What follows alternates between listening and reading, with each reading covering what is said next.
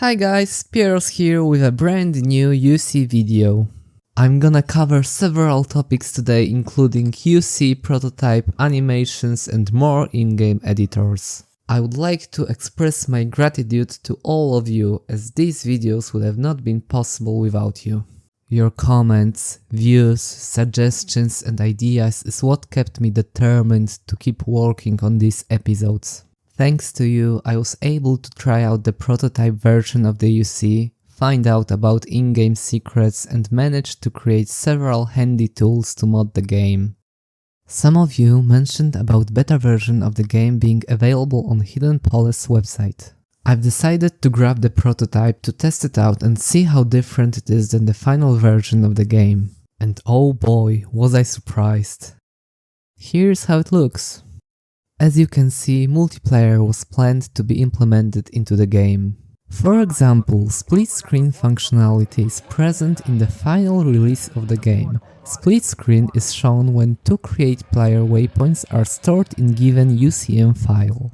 Moreover, in the source code I found clues which suggest that the code was meant to be playable online.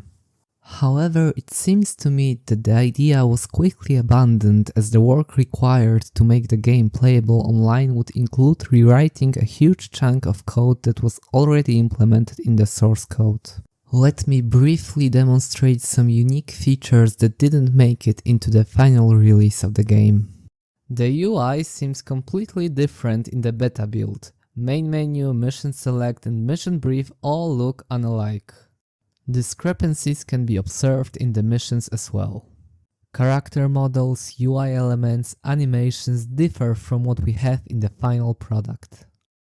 The mission that is currently being displayed is RTA. Let's navigate to the police station and see the insides.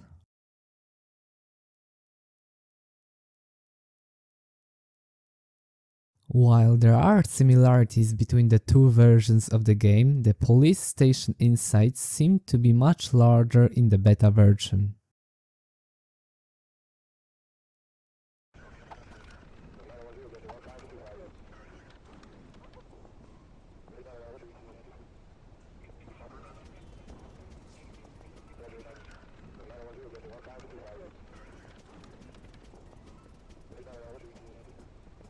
Hiya, Darcy. Killed anyone yet? Good night, officer.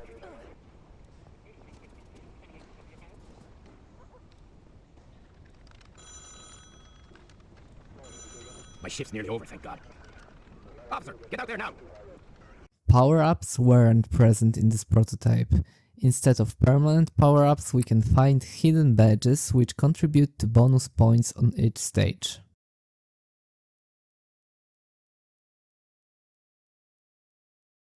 Beta Darcy possesses one deadly move which is absent in the final version of the game. Each time after killing an innocent civilian, a skull icon is created next to Darcy's portrait in the bottom left part of the screen. Civilians will have different dialogues depending on the skull count.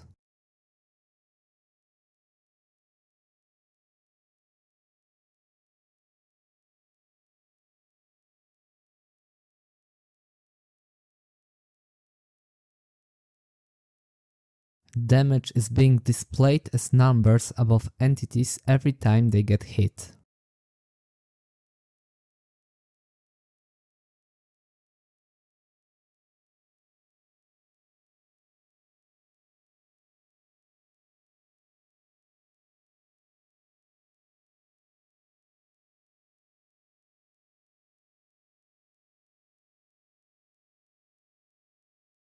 Vehicles' maneuverability are much higher in the beta version, certain parts of the map are not implemented and the NPCs here aren't the best drivers.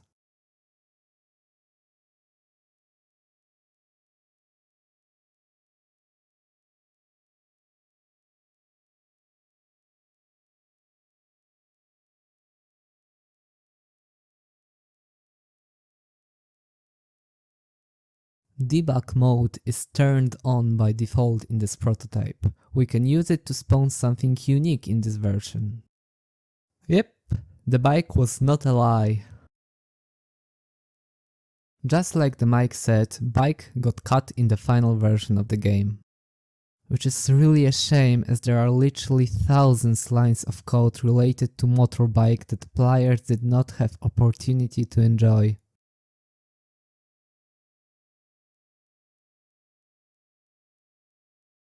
Amazingly enough, there's much more differences in the prototype, like an actual map that player can use to navigate across the city,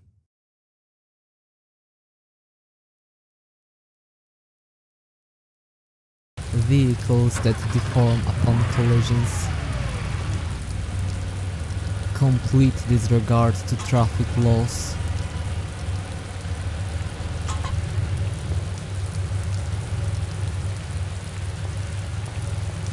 and Darcy being able to do some cartwheels.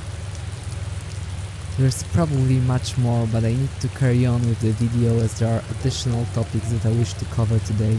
Let me quickly show you now some in-game editors that are part of the source code.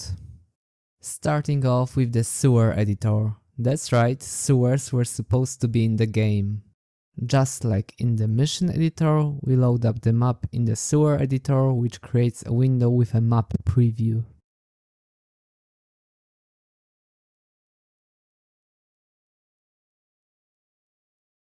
This editor contains a special mode dedicated for sewers.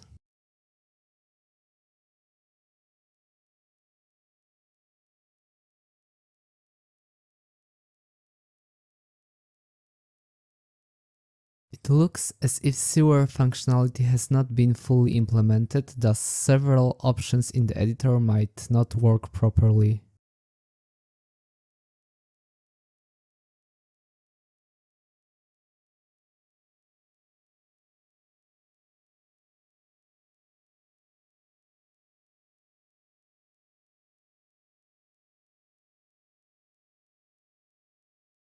You can actually try out the editor yourself even without compiling the source code, simply by running the prototype version of the game while holding the left shift key.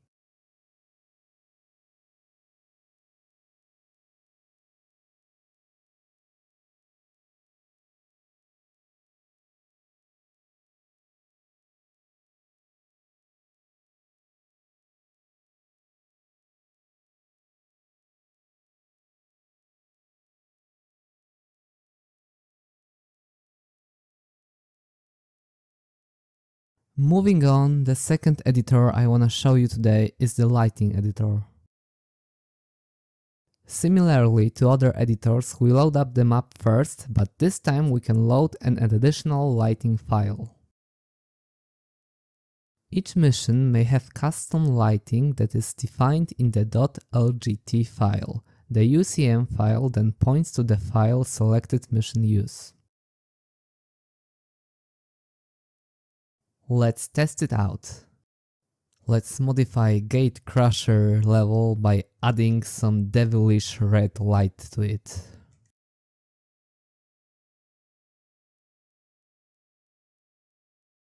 Stern, we got a tip-off of a meat... Control, Stern here. I got a tip about some wild hunts in the We're gonna bag their asses. Stern out.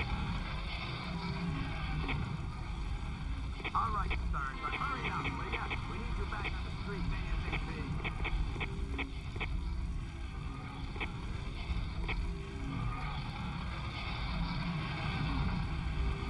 Last but not least, I'm happy to announce I've managed to restore some level editor functionalities. There were countless challenges that I had to overcome, and the most difficult one was simply I had no idea what each view should represent and how it was supposed to work.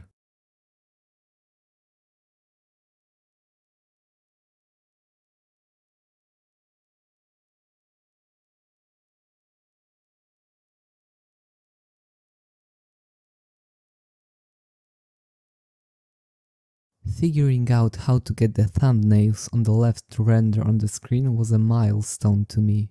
Turns out this editor is programmed to work only in 16-bit color mode, so I had to ensure that I compile and execute code with 16 color depth. With this discovery, this tab and few others finally started to make sense.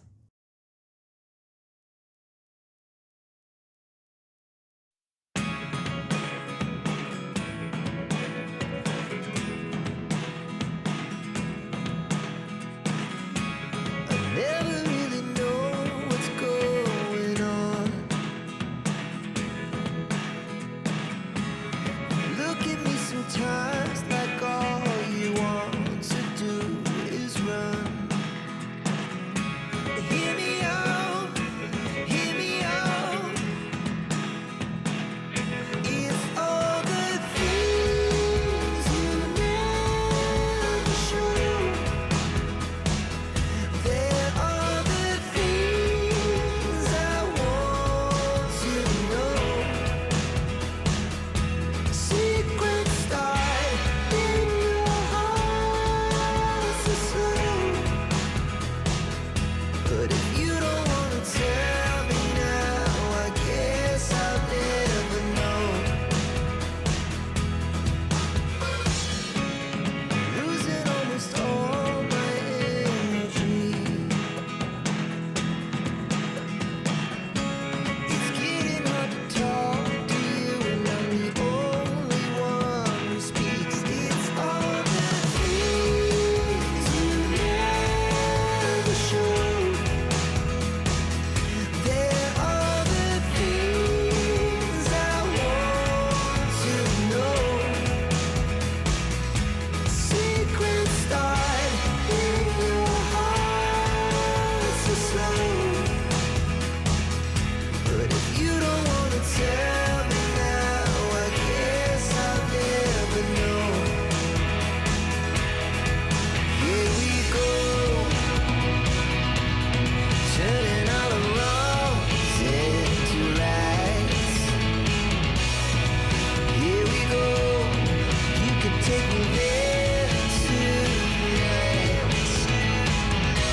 Whoa, this life is all we know. Whoa, I can't stay if you can't let it go. I never really know what's going on. And even when you're next to me, I feel like you were gone. It's all the things you never show. There are the things I want to know. Secrets start in your heart so slow. But if you don't wanna tell me now, I guess I'll never know. But if you don't wanna tell me now, I guess I'll never know.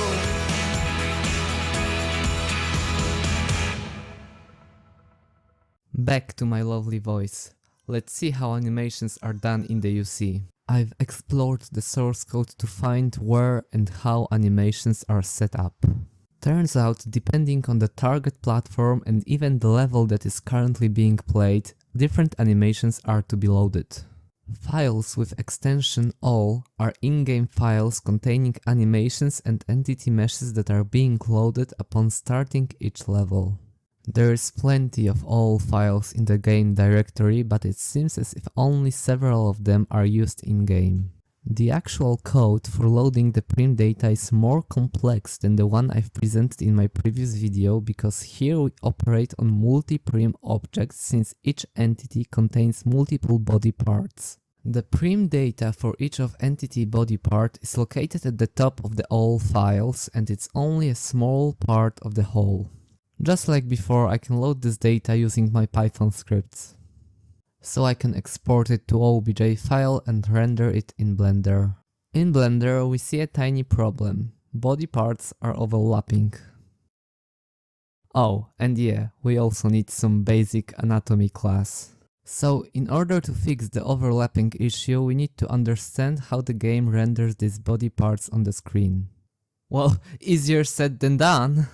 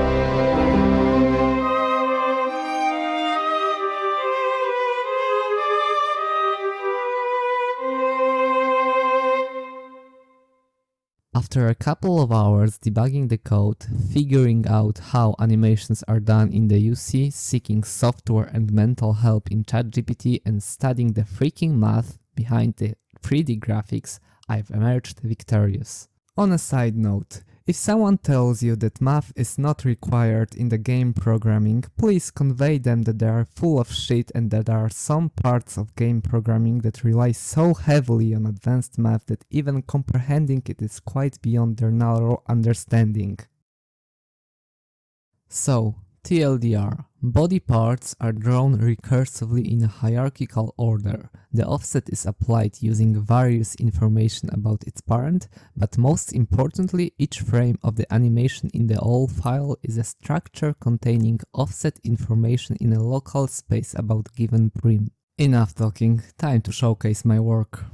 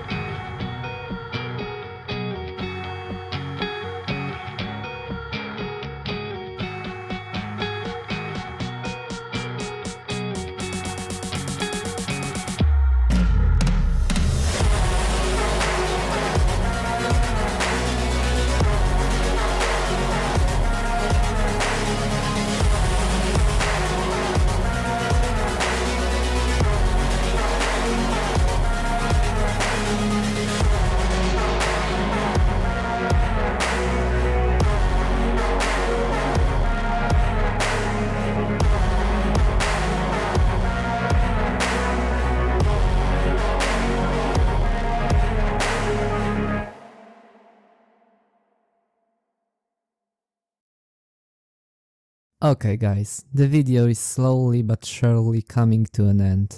Once again, I wanna thank you all. Some of you directly contributed to my research either by informing me about the prototype or by sharing your tools on GitHub. Thank you Mike for sharing the code, you guys are the best.